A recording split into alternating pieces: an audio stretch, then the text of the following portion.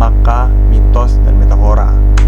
Nah, dari konsep-konsep dasar tadi, pasti dari teori semiotika ini ada yang dipelajarin kan. Nah, sebelum tahu apa yang dipelajari dari teori semiotika, kita harus tahu konsep dasarnya dulu. Nah, karena kita udah bahas konsep dasar dari teori semiotika ini, kita tuh bakal lanjut ke apa aja sih yang dipelajari dari teori semiotika. Nah, apa aja yang dipelajari dari teori semiotika itu ada tanda, kode, sama makna. Nah, tanda, kode, makna. Tanda, kode, makna. Tanda, kode, makna. Nah, tiga itu yang dipelajari dari teori semiotika. Nah, dari tiga tanda tadi tuh kita tuh bakal ngejelasin apa itu tanda, apa itu kode, apa itu makna. Pada tanda sendiri, menurut Saussure, tanda atau sign ini terbagi menjadi tiga komponen, yakni tanda, sign mencakup aspek material berupa suara, huruf, gambar, gerak, dan bentuk. Sedangkan penanda yang kedua, signifier, mencakup aspek material bahasa, yakni apa yang dikatakan atau didengarkan dan apa yang ditulis atau dibaca. Sedangkan petanda, signified, mencakup aspek mental bahasa, yakni gambaran mental, pikiran, dan konsep. Nah, dari ketiga komponen tersebut harus memiliki eksistensi secara utuh. Apabila salah satu komponennya tidak ada, maka tandanya tidak dapat dibicarakan atau bahkan dibayangkan di benak manusia. Oke, jadi dari tiga komponen itu harus ada semua, baru bisa disebut tanda. Kalau nggak ada salah satu, itu tuh nggak bisa dibicarain sebagai tanda dan nggak bisa dicerna sama otak manusia, nggak bisa diterima sama otak manusia. Jadi kayak misalkan ini untuk apa, ini untuk apa. Nah, jadi tiga komponen itu harus ada. Misalkan kita ambil contoh Gordon. Nah, tandanya tuh Gordon, terus penandanya, signifiernya tuh Gordon ini untuk kain yang untuk digunakan sebagai penutup jendela. Nah, dari kata sama kenyataannya tuh harus kesatuan baru bisa disebut sebagai petanda. Jadi orang tahu Gordon untuk penutup jendela gitu. Oke, kita lanjut ke kode. Kode juga termasuk dalam hal yang dipelajari dalam semiotika. Kode adalah cara pengkombinasian tanda yang memang telah disepakati secara sosial untuk memungkinkan pesan tersebut tersampaikan kepada orang tertentu. Menurut Barthes, kode dalam semiotika ini memiliki 5 macam, yakni kode hermeneutik, kode semantik, kode simbolik, kode narasi, terus sama kode kebudayaan. Nah, kode hermeneutik tadi berupa menyodorkan berbagai pertanyaan teka-teki, respon, enigma atau ucapan misterius, penangguhan jawab yang pada akhirnya menuju pada jawaban pasti. Kode ini berhubungan dengan teka-teki yang timbul dalam sebuah wacana. Nah, kode semantik, kode yang mengandung adanya konotasi nilai rasa pada level penanda. Konotasi atau nilai rasa yang terdapat dalam kode ini misalnya berupa maskulinitas, feminim, kebangsaan, dan lain-lain. Kode simbolik, yakni kode yang berkaitan dengan psikoanalisis hingga adanya pertentangan dua unsur.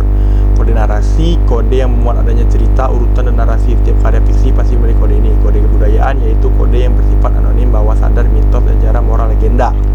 Nah, dari kode-kode tadi itu tuh juga harus dipelajari dalam semiotika.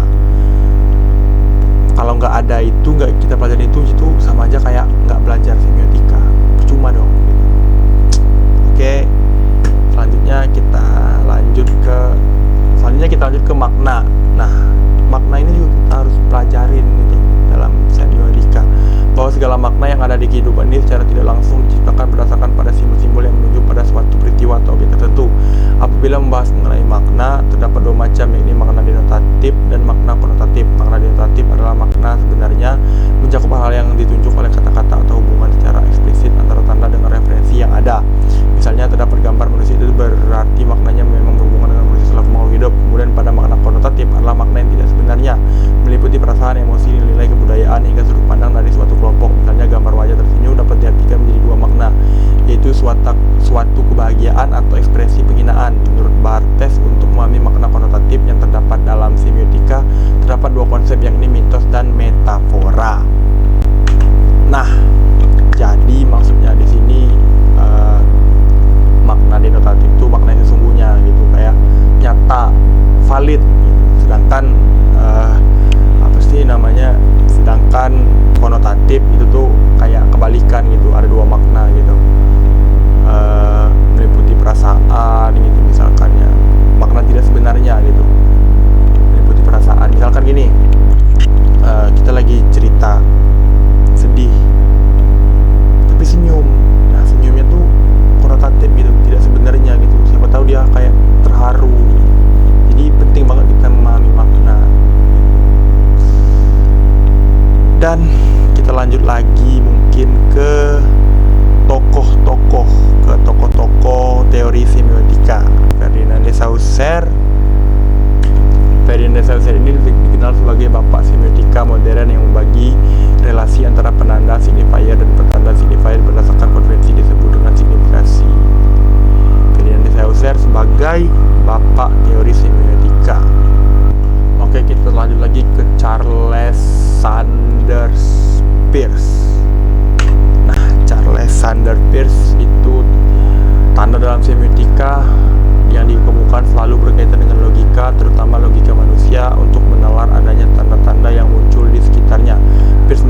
kata atas 3 hal, ini icon, indeks, dan simbol. Ada satu lagi, Charles Sanders Peirce, juga salah satu bagian tokoh dari teori semiotika ini. Oke, kita lanjut lagi ke Roland Barthes. Nah, Roland Barthes juga termasuk dalam jajaran tokoh besar di dunia semiotika. Menurutnya, semiotika adalah ilmu yang digunakan untuk memakai suatu tanda yang mana bahasa juga merupakan susunan atau tanda-tanda yang memiliki pesan tertentu dari masyarakat. Tanda di sini juga dapat berupa lagu, dialog, dan musik, logo gambar, mimik wajah, hingga gerak tubuh. Tadi ada 3 berarti, Roland Barthes, terus Ferdinand de Saussure, terus lagi ada Charles Sanders Peirce. Oke, kayaknya udah semua kita bahas. Kita bakal lanjut ke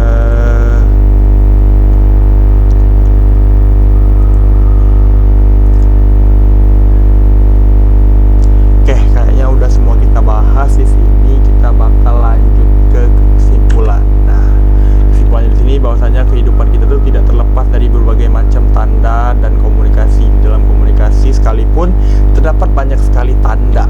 Nah, jadi penting banget gitu kita harus belajar semiotika ini, teori semiotika ini, dan juga kenapa saya tertarik mempelajari teori semiotika ini, karena dalam komunikasi itu nggak terlepas dari berbagai macam tanda. Misalkan lagi komunikasi ini rame-rame, ada yang sedih sendirian gitu, ada yang sedih, ada yang sendirian tiba-tiba diem, lagi asik-asik nongkrong tiba-tiba ada yang diem sendirian. Nah, kita harus memahami tanda yang dia berikan, sinyal yang dia berikan bahwasanya itu lagi sedih. Nah, apa itu pentingnya? Dan juga kayak pacar misalnya lagi ngambek gitu kan, kayak kita lagi main game, kita izin nih, sayang, aku izin buat main game dulu, ini segala macem bla bla bla. Terus dia ngomong, oh iya have fun ya, dia ngomong. Terus tiba-tiba dia upload story sedih, galau, ditinggalin segala macem. Kita tuh harus paham tandanya. Kalau dia tuh lagi sedih, kita tinggal. Nah, makanya penting banget belajar teori semiotika ini. Oke, mungkin itu aja yang